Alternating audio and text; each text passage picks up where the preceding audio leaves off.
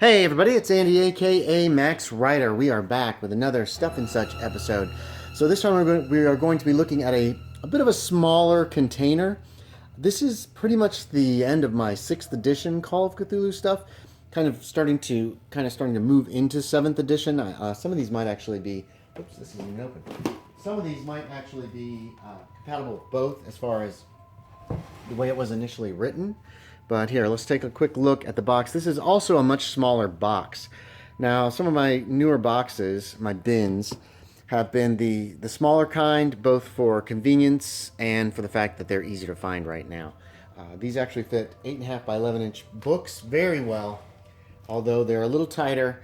One of the reasons that Cthulhu London is not in here is because the box is a little too tall to completely fit into these bins. So they do have their limits. Now we're going to start on the opposite end of the bin that I usually start with, and we're going to very quickly note what we've got here. These are actually not Call of Cthulhu products, but they're being used to hold up the other ones.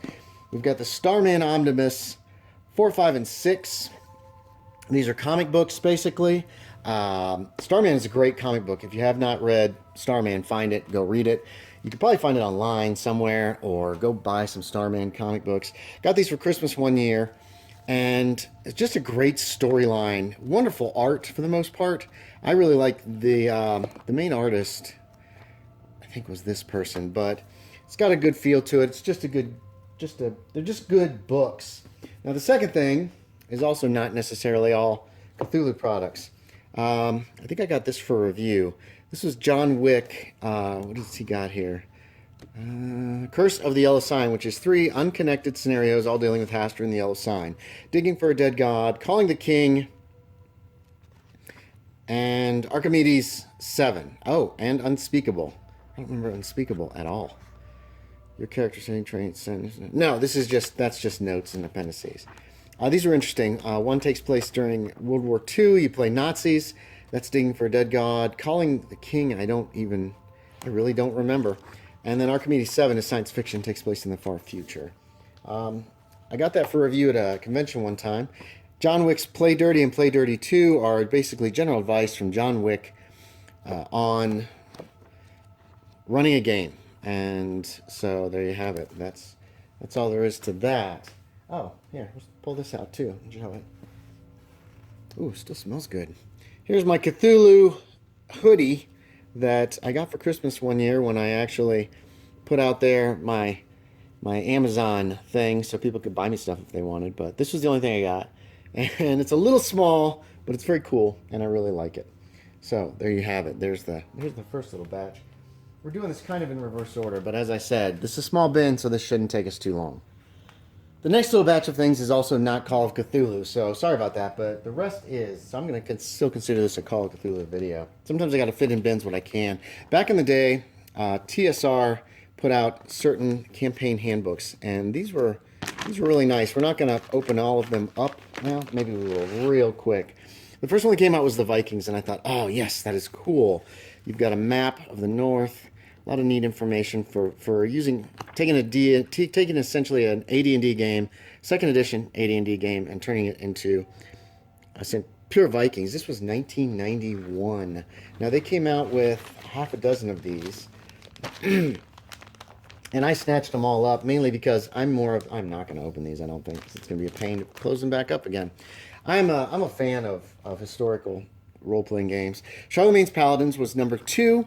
This one dealt with Charlemagne and his paladins essentially, and his life. The Celts was number 3. I just thought these were neat, and I love the green, the green covers on these, the faux leather green covers. Mighty Fortress actually takes place from 1550 to 1650. I've used a lot of information from this in my Elizabethan Cthulhu game. Age of Heroes is Greek, of course. Dealing with the Odyssey and Achilles and Hercules and all them. The Crusades is a little self-explanatory. That's got a lot of information on the Crusades during the Dark Ages. And finally, we've got Glory of Rome, which this one took place, obviously, during the Roman Empire. These were some neat books. They're not Call of Cthulhu, so we're going over them very quickly. They're also sealed up in these.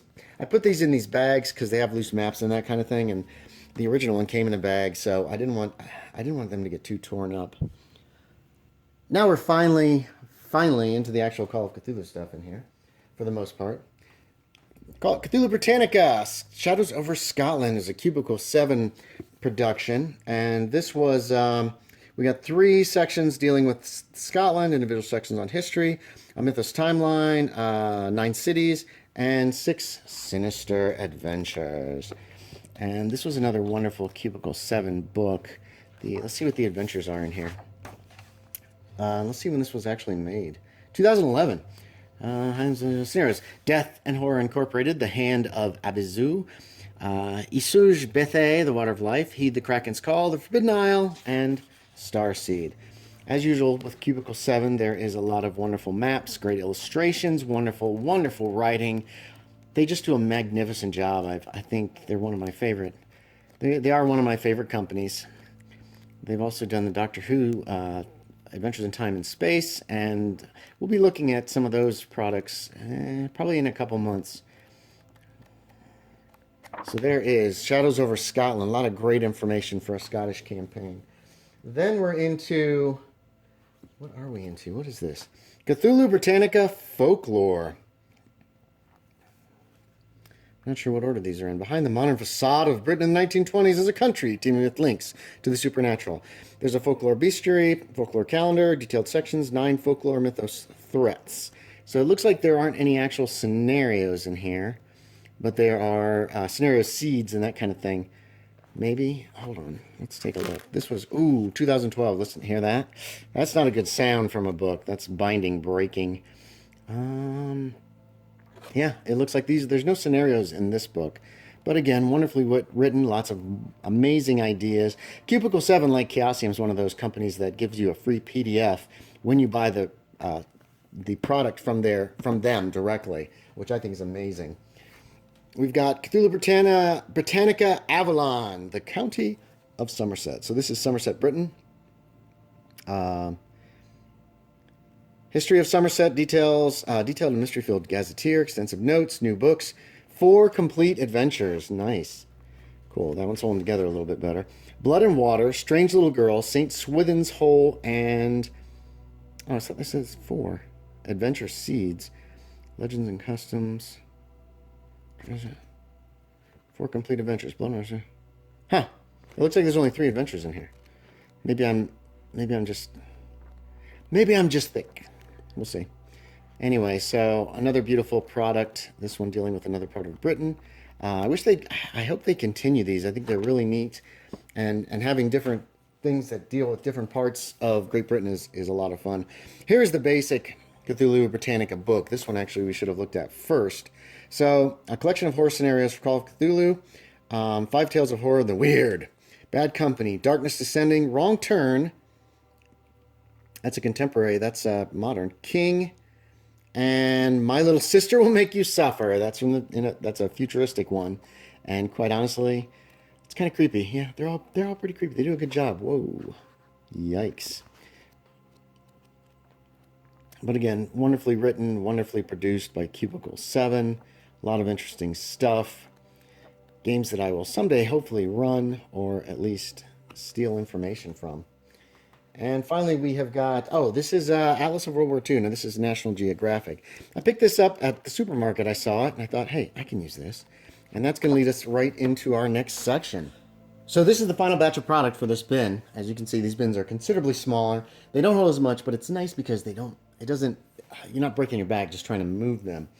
We're going to start with, again, Cubicle 7, World War Cthulhu. Now, this is Cubicle 7's version of, there they are, of Second World War, Call of Cthulhu, basically. World War Cthulhu, The Darkest Hour.